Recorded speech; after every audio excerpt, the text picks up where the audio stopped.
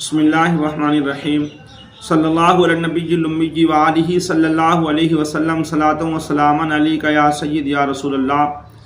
قربانی کے حوالے سے ایک اہم مسئلے کی طرف توجہ کرانا مقصود ہے، وہ یہ ہے کہ جب ہم قربانی کرتے ہیں بڑے جانوروں کی اور ان کے جو پائے ہوتے ہیں نا، اکثر علاقوں میں جو نا ان کو پایوں کو بیچ دیا جاتا ہے اور بیچ کر پیسے تقسیم کر لی جاتے ہیں۔ یہ جائز نہیں ہے۔ قربانی کا جو جانور ہے اس کا گوشت پوست جو ہے نا وہ بیچ نہیں سکتے، یہ پائے بھی گوشت کے زمرے میں آتے ہیں۔